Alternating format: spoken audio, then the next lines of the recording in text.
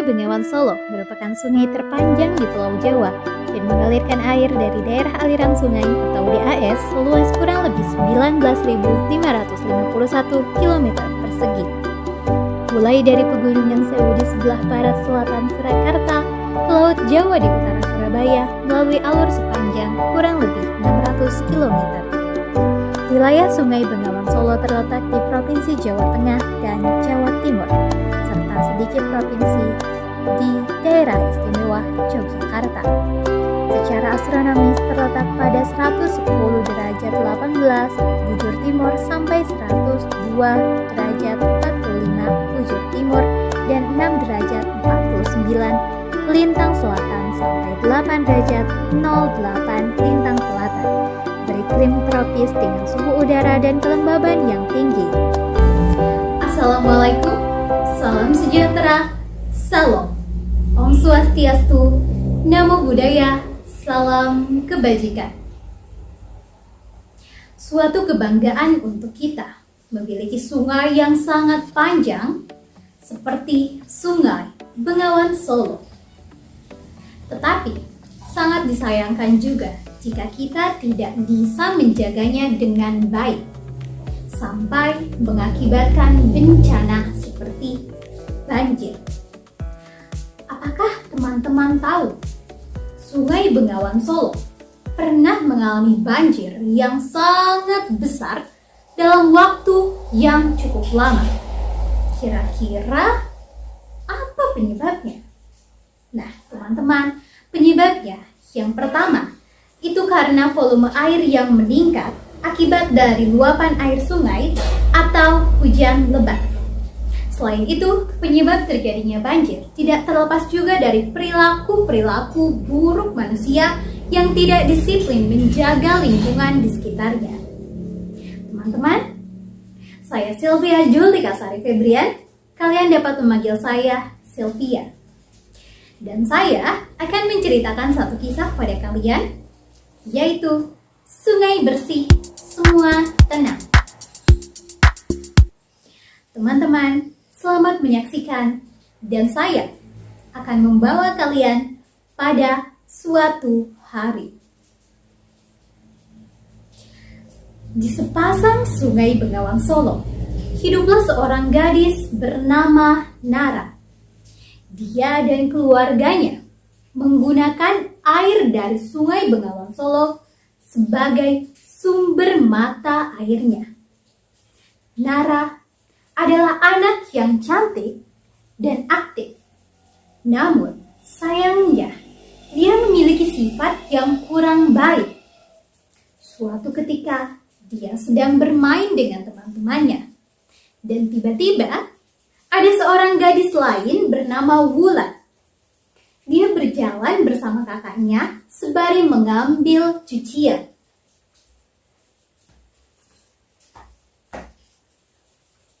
Hei, apakah kamu tidak capek pergi membawa cucian yang berat? Bahkan tidak pernah bermain. Kerjaanmu hanyalah membantu orang tuamu saja. Lihatlah kami bersenang-senang di sini, ujar Nara. Dan semua teman-temannya ikut menertawakan Wulan. Karena itu, Wulan langsung bergegas pergi karena malu.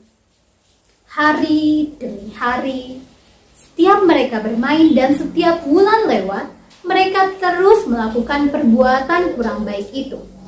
Mereka juga mengejek karena rumah Wulan sangatlah jauh dari sungai. Jadi dia harus berjalan cukup lama untuk pergi ke sana. Sangat berbeda dengan Nara dan teman-temannya yang memiliki rumah sangat dekat dengan sungai. Hingga tiba suatu hari, ketika mereka sedang bermain, orang tua mereka menyuruh mereka untuk membuang sampah ke desa seberang untuk ditampung. Mereka tidak bisa menolak perintah dari orang tuanya, sehingga mereka langsung pergi ke desa seberang.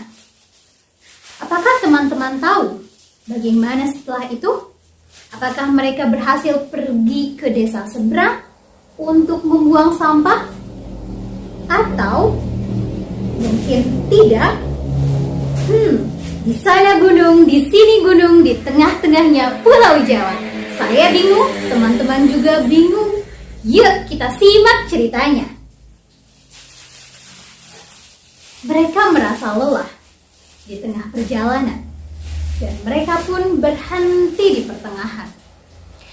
Aku sangat lelah, cuaca juga sangat panas, belum lagi sampahnya sangat bau sekali. Aku tidak kuat, harus berjalan lebih jauh lagi, ujar Nara. Teman-temannya juga ikut mengeluh karena lelah. Namun, tiba-tiba dia memiliki ide dengan membuang sampahnya ke dalam sungai. Dan teman-temannya pun mengikuti perbuatan Nara tersebut. Sampai mereka ulangi perbuatan itu berulang kali setiap orang tua mereka menyuruh membuang sampah.